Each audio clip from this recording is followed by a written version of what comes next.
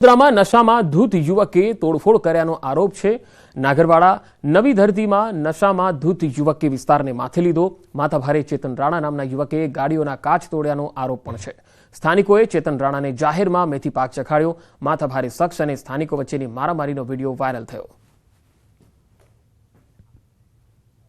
તો ગાડીઓમાં તોડફોડનો આરોપ છે। બે અલગ અલગ તસવીરો આપણે બતાવી રહ્યા છીએ કે વડોદરામાં સ્થાનિકો અને માથાભારે તત્વો વચ્ચે મારામારી થઈ હતી। આ તસવીરો તમે જોઈ શકો છો। નશામાં ધૂત એક યુવકે તોડફોડ કરી હતી, વાહનોમાં તોડફોડ કરી હતી, કાચ તોડ્યા હતા।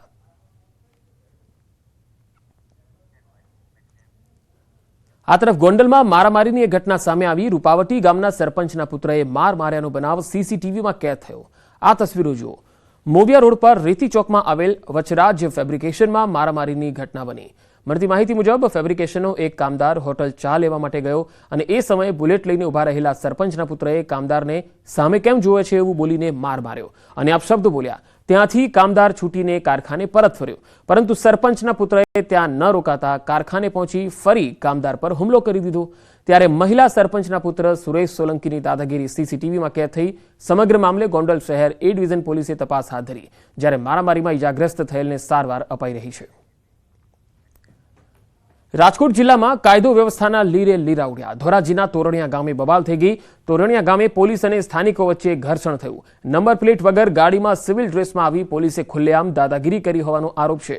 ધોરાજી અને જેતપુર પોલીસની સંયુક્ત ટીમ પર ગંભીર આક્ષેપો લાગ્યા। 15,000 રૂપિયા ન આપતા પોલીસે પિતા પુત્રને માર માર્યો, મહિલાઓ સાથે બળજબરી કરી અને મારપીટ કરી હોવાના પણ આરોપ છે। ધરણા કરી રહેલા ફરિયાદી પિતા પુત્રને કારણ વગર ડિટેન કરાયા। પિતા પુત્રની પોલીસે ફરિયાદ ન લેતા તોરણિયા ગામના લોકો ન્યાયની માંગ સાથે ધરણા પર બેઠા। માગણી કરેલી કે જો તમારે રાત્રિ રોકાણ ના કરવું હોય તો 15,000 રૂપિયા આપવા પડશે। ગરીબ પરિવાર હોય, એમની માગણી સંતોષી ના શક્યો, જેથી એમને ઢોર માર માર્યો। 14 દિવસ સુધી પોલીસ ફક્ત નિવેદન રમી, કોઈ ગુનો દાખલ થયો નહીં। 4 ધોરાજી તાલુકા પોલીસ સ્ટેશનના કર્મચારીઓ સિવિલ ડ્રેસમાં અને નંબર પ્લેટ વગરની પર્સનલ ગાડીમાં આવે છે અને આ લોકોને બળજબરીથી લઈ જવાની કોશિશ કરે છે। સુરતમાં એક લોહિયાળ મારામારીમાં 2 યુવકો ઘાયલ થઈ ગયા। માંગરોળના કુંવારદા ગામે આ મારામારી થઈ, જેમાં માથાના ભાગે ધારિયાના ઘા ઝીકી જીવલેણ હુમલો કરવામાં આવ્યો। આ બનાવમાં 2 યુવકને ગંભીર હાલતમાં હોસ્પિટલમાં સારવાર અર્થે ખસેડાયા। હુમલાખોર શખ્સો જીવલેણ હુમલો કરીને ફરાર થયા।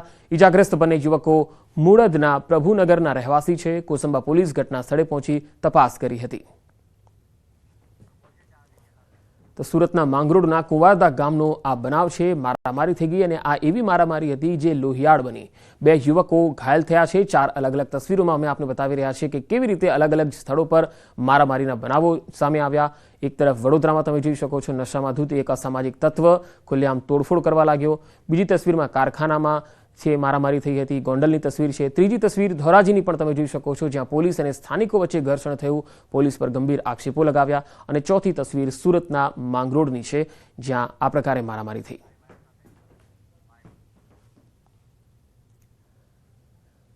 રાજકોટ શહેરમાં મોતનો બનાવ સીસીટીવીમાં કેદ થયો। યુવાનનું માત્ર 27 સેકન્ડમાં મૃત્યુ થઈ ગયું। રમકડાની ફેક્ટરીમાં કામ કરતા યુવકનું મૃત્યુ થયું। ગોંડલ ચોકડી પાસે રમકડાના કારખાનામાં બનાવ બન્યો। 24 એપ્રિલના રાત્રિના 10 વાગ્યા આસપાસ યુવકનું મોત થયું। યુવકને સિવિલ હોસ્પિટલમાં ખસેડાયો હતો, ત્યાં ડોક્ટરે મૃત જાહેર કર્યો। તો 27 સેકન્ડમાં જ યુવકનું મૃત્યુ થઈ ગયું। આ તસવીરો જુઓ। રાજકોટમાં મોતનો બનાવ સીસીટીવીમાં પણ કેદ થયો હતો।